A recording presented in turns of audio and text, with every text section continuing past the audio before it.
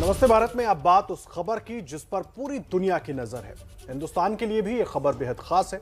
आज PM Modi G20 देशों की बैठक में शामिल होंगे। बैठक 20 देशों की होनी है, लेकिन इसका संबंध दुनिया के 200 से ज्यादा देशों से है, जबकि सबकी नजर भारत पर होगी। कैसे और क्यों, इस सवाल का जवाब जानने के लिए हमारी इटली से ये एक्सक्लूसिव रिपोर्ट देखिए।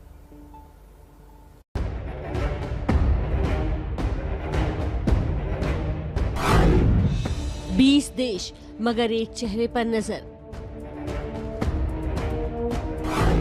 दुनिया की सबसे बड़ी आर्थिक पंचायत में दिखेगा भारत का दम।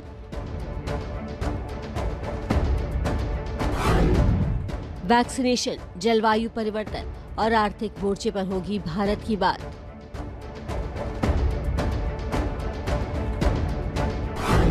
दुनिया के 20 बड़े देशों के महामंथन में गूंजेगी भारत की आवाज। 2 देशों के 5 दिनों के दौरे की शुरुआत इटली से।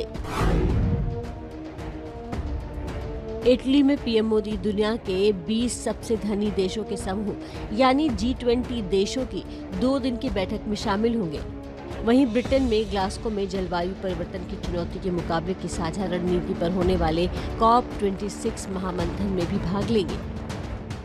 इस यात्रा के दौरान इटली में पीएम मोदी जहां दुनिया के सबसे ताकतवर और बड़े आर्थिक समूह G20 की शिखर बैठक में भाग लेंगे, तो वहीं ब्रिटेन के ग्लासगो शहर में जलवायु परिवर्तन की चुनौती से मुकाबले के लिए साझा रणनीति बनाने को बुलाई गई COP26 की बैठक में भी भाग लेंगे।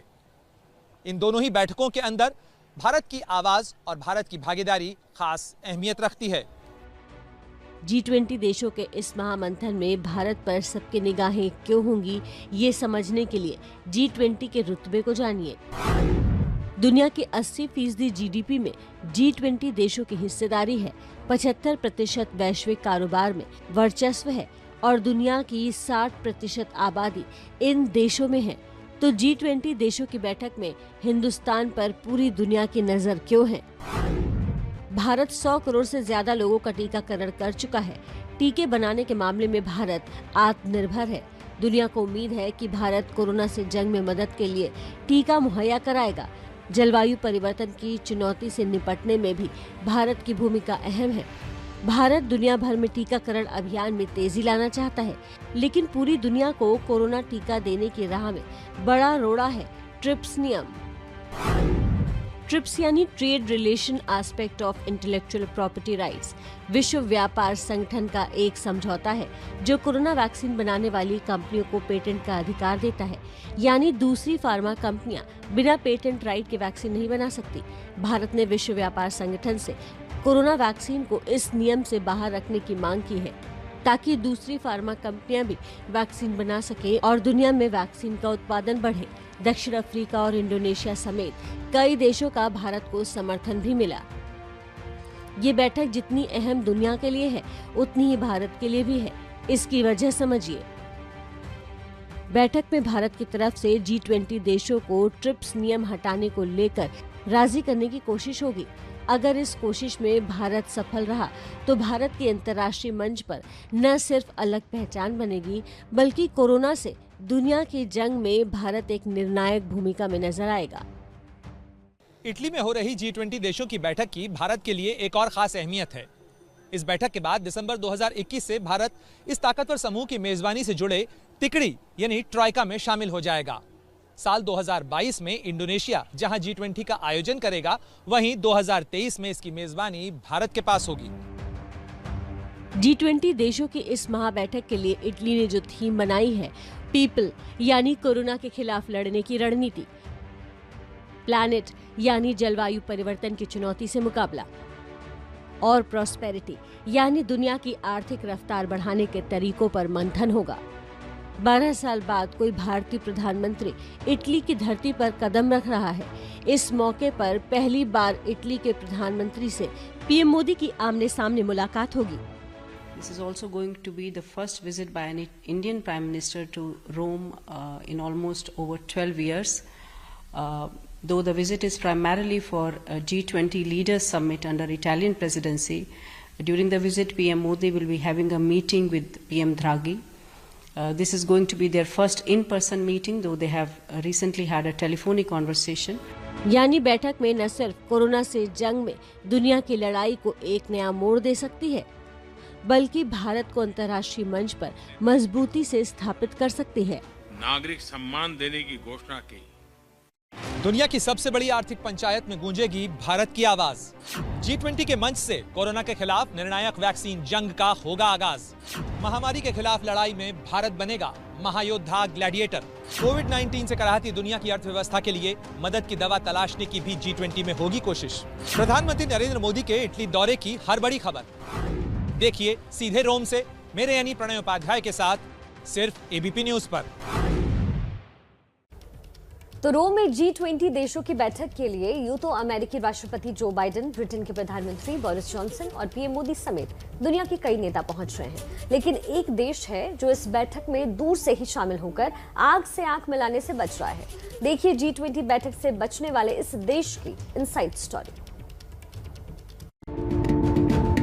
G20 की बैठक में यूं तो तमाम बड़े देशों के नेता इटली में मौजूद रहेंगे, लेकिन चीन के राष्ट्रपति शी जिनपिंग वर्चुअल तौर पर जुड़ेंगे। 600 से ज्यादा दिन हो गए जिनपिंग चीन से बाहर नहीं निकले। चीन में कोरोना की शुरुआत से अब तक जिनपिंग किसी विदेश दौरे पर नहीं गए। G20 समूह का एक महत्वपूर्ण भागीदार चीन भी है, लेकिन चीन के राष्ट्रपति शी जिनपिंग इटली की राजधानी रोम में हो रही G20 देशों की शिखर बैठक में भाग लेने के लिए नहीं पहुंच रहे हैं।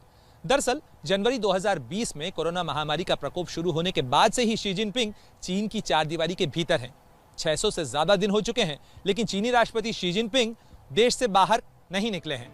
यूं तो जिनपिंग के वर्चुअली बैठक से जुड़ने की वजह अतिरिक्त एहतियात बताई जा रही है, लेकिन कहा जा रहा है कि जिनपिंग आलोचना से डर रहे हैं। साथ ही G20 देशों की बैठक में चीनी सामानों पर निर्भरता कम करने पर बात होगी, ये जिनपिंग जानते हैं, इसलिए दूर से ही बैठक में शामिल होंगे। प्रधानमंत्री नरेंद्र मोदी, अमेरिका के राष्ट्रपति जो बाइडेन समेत दुनिया के कई नेता कामकाज के सिलसिले में अंतर्राष्ट्रीय यात्राओं का दौर शुरू कर चुके हैं। अब इसे एहतियात कहें या सवालों से बचने का एक सुविधाजनक तरीका, लेकिन चीन को लेकर बहुत सारे सवाल अंतर्राष्ट्रीय स्तर पर उठ रहे हैं। शायद यह भी एक वजह हो सकती है कि राष्ट्रपति शी जिनपिंग देश से बाहर निकलना इस समय मुनासिब नहीं समझ रहे। चीन के अलावा जिन देशों के प्रमुख नेता बैठक में वर्चुअली जुड़ेंगे, उनमें रूस के राष्ट्रपति व्लादिमीर पुतिन और जापान के प्रधानमंत्री फूमियो किशिडा शामिल हैं।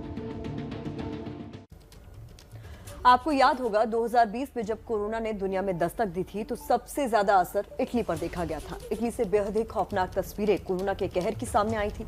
अब कितना बदल चुका है इटली, बता रहे हैं संवाददाता प्रणय उपाध्याय। कैसा रहा इटली का ये दौर, ये जानते हैं हम यहाँ पढ़ रहे एक भारतीय छात्र से। पीयूष दुबे हमारे साथ हैं। पीयूष, आप यहाँ पर सॉफ्टवेयर इंजीनियरिंग के स्टूडेंट हैं, कब से यहाँ पे पढ़ रहे हैं और कैसा रहा ये यहाँ पर आपके लिए दौर? मैं यहाँ पर सितंबर 2019 में आया था, कोविड के पहले। और कोविड के पहले इटली पूरी तरह से अलग था। यहाँ चहल पहल बहुत अच्छा हुआ करता था। बट जैसे ही यूरोप में सबसे पहला कंट्री था इटली जहाँ पर कोविड हिट किया और सबसे ज़्यादा बुरा असर पूरे इटली में रहा। बट इस साल जनवरी फरवरी से तब से उन्होंने वैक्सीन का प्रोग्राम किया है, तो अभी बड़ी अच्छी स्थिति है। आप देख सकते हैं यहाँ पर कि किस तरह से वापस टूरिस्ट आने लगे हैं। बहुत सारे लोग जो हैं वो वैक्सीन का विरोध कर रहे हैं, वो कह रहे हैं कि वैक्सीन के आधार पर पास नहीं होना चाहिए। क्या मामला है ये पूरा? ये मामला यहाँ पर जैसे बहुत से ऐसे लोग हैं जो एंटी वैक्स कैंपेन और वैक्सीन को एक तरह से बहुत मिस इन्फॉर्मेशन फैली हुई है। रिसेंटली यहाँ पर एक बहुत बड़ा प्रोटेस्ट हुआ था जहाँ पर करीब 10,000 लोग, क्योंकि यहाँ इनके हिसाब से बहुत बड़ा नंबर है, 10,000 लोग ने यहाँ पर पियाज़ा देल पोपोलो में प्रोटेस्ट किया था। थोड़ा वायलेंट भी हो गया था वो प्रोटेस्ट। बट इन लोग दलील क्या है, वो क्या कहना चाह रहे हैं? वो ये कहना चाह रहे हैं कि अभी इनके ऊपर रिसर्च ठीक तरह से नहीं हुई है, अभी इसके ऊपर डेटा इतना अवेलेबल नहीं है, आप सबको इस तरह से फोर्स नहीं कर सकते हो। हम लोग की फ्रीडम ऑफ चॉइस है, फ्रीडम ऑफ एक्सप्रेशन, हमको main cheese freedom of choice है, हमारी मर्जी, हमको नहीं लगवाना वैक्सीन। निश्चित रूप से तो इटली भी यही उम्मीद कर रहा है कि जिंदगी की रौनक वापस लौटेगी, खास तौर पर इस कोलोसेल के सामने जो दुनिया भर के पर्यटकों का केंद्र है। और ये सभी चीज़ें संभव हो सकती हैं केवल वैक्सीनेशन के सहारे, क्योंकि कोरोना के खिलाफ इस जंग में सबसे कारगर हथियार वैक्सीन का कवच ही है। कैमरामैन मान के साथ प्रणय उपाध्याय, रोम, एबीपी न्यूज़। और अब बात उस खबर की कर लेते हैं जो आज दिन भर सुर्खियों में बनी रहेगी। गृह मंत्री अमित शाह आज लखनऊ पहुंचने वाले हैं। यूपी चुनावों से ठीक पहले जीत का बिगुल फूंकने को लेकर यह दौरा बेहद अहम है। क्या है यूपी जीत के लिए अमित शाह का मास्टर प्लान, देखिए इस रिपोर्ट में। यूपी में बीजेपी की जीत का मास्टर प्लान तैयार। 1.5 करोड़ नए वोटरों को पार्टी से जोड़ेगी बीजेपी और इसी मकसद को पूरा करने के लिए आज बीजेपी के सबसे बड़े रणनीतिकार अमित शाह 2 दिन के दौरे पर लखनऊ पहुंच रहे हैं। लखनऊ में अमित शाह यूपी में बीजेपी की सदस्यता अभियान की शुरुआत करेंगे। इसे नाम दिया गया है मेरा परिवार बीजेपी परिवार। तय कार्यक्रम के मुताबिक अमित शाह सुबह 10:30 बजे लखनऊ के चौधरी चरण एयरपोर्ट पहुंचेंगे। यहां से सीधे डिफेंस एक्सपो मैदान जाएंगे, जहां सुबह 11 बजे बीजेपी की प्रचार वैन को हरी झंडी दिखाकर रवाना करेंगे। इसके बाद बीजेपी की सदस्यता अभियान की शुरुआत होगी। बीजेपी के इस अभियान में अमित शाह के सामने आज 60,000 लोगों को पार्टी की प्राथमिक सदस्यता दी जाएगी। यह अमित शाह अवध क्षेत्र के शक्ति केंद्र संयोजक और प्रभारियों को भी संबोधित करेंगे। से ये अभियान जो शुरू होगा 4 करोड़ सदस्य बनाएंगे, तो क्या यही विनिंग फैक्टर रहेंगे बीजेपी के? सर, आपने निरीक्षण किया, सारी तैयारियां पूरी हैं? उत्तर प्रदेश चुनाव को जीतने के लिए बीजेपी ने जो अपनी रणनीति तैयार की है, उसमें सबसे अहम भूमिका पार्टी के इस अभियान की होगी। इस वक्त उत्तर प्रदेश में बीजेपी के लगभग 2.5 करोड़ प्राथमिक सदस्य हैं। बीजेपी की तैयारी है कि जनवरी तक इनकी संख्या को 4 करोड़ तक पहुंचाया जाए। लखनऊ के 2 दिन के दौरे में अमित शाह न सिर्फ सीएम और सरकार के मंत्रियों से चुनाव तैयारियों पर चर्चा करेंगे, बल्कि संगठन के पदाधिकारियों से भी जरूरी फीडबैक लेंगे।